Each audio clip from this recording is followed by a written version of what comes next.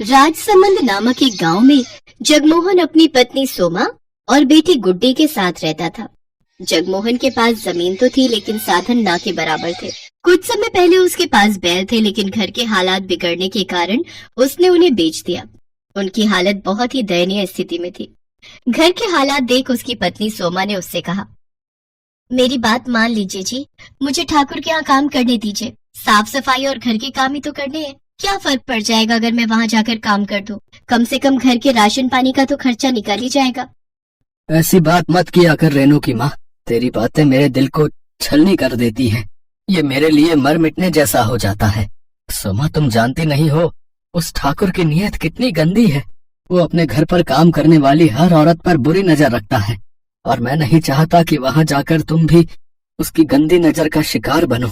ना, मुझसे तो नहीं देखा जाएगा और मैं तो गांव में किसी को अपना मुंह भी नहीं दिखा पाऊंगा। नहीं, तू वहाँ काम करने नहीं जाएगी बस।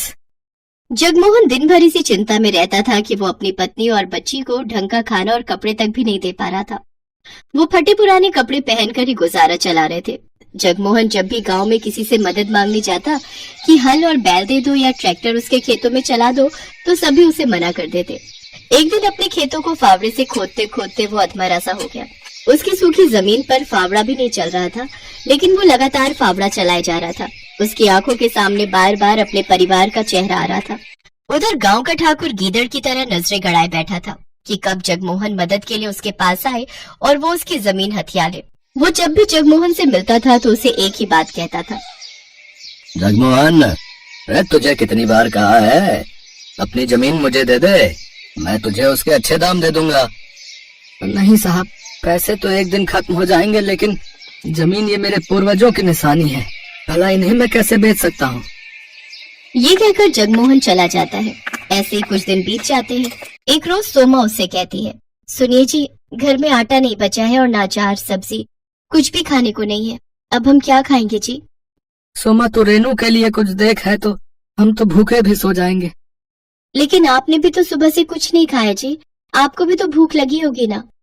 भूख तो लगी है सोमा, लेकिन मेरी जेब में पैसे नहीं है कि मैं बाजार जाकर आटा खरीद सकूं और खेत पूरी तरह बंजर है, उसमें घास तक का एक अंश नहीं होता है। अपने पति की लाचारी देख सोमा को उस पर दया आती है। फिर उसका ध्यान अपने पति की बात पर जाता है और वो आंगन में लगी घास को देखती है। फिर उसे तोड़ कर लाती है और उसे पतीले में उबाल लेती है। फिर सिलबट्टे पर पीसकर उसका पेस्ट बना लेती है और उसमें नमक, मिर्च, हल्दी, अजवाइन मिलाकर उसे तवे पर डाल देती है। फिर उसकी गोल सी रोटी बनाकर तैयार कर लेती है। ये ले रेनू, मेरी बच्ची, अपनी माँ को माफ करना। घास की रोटी बनाने के अलावा मेरे पास और कोई चारा नहीं था। तो क्या हुआ माँ? मास्टर जी कहते हैं हमारे महाराणा प्रताप भी जब जंगल में रहे थे तो उन्होंने भी यही हरे घास की रोटियां खाई थी, तो फिर हम क्यों नहीं खा सकते? बिल्कुल सच कहा मेरी बच्ची।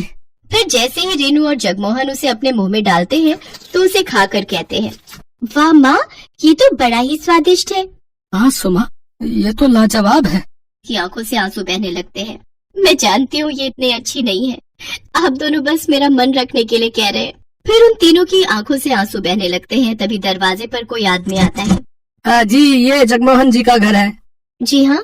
तभी जगमोहन आता है। क्या बात है भाई साहब? दरअसल मैं लॉटरी विभाग से आया हूँ। कुछ महीने पहले जो आपने लॉटरी खरीदी थी उसका आज रिजल्ट आया है और आपने इस लॉटरी को जीत लिया है, जिसका इनाम पूरे 25 लाख रुपए है। 25 लाख रुपए? और साथ में ये, हाँ जी, और साथ में ये आज का खाना हमारी कंपनी की तरफ से आपके लिए। ये सुनकर जगमोहन, सोमा और रेनू सब बहुत ही खुश होते हैं।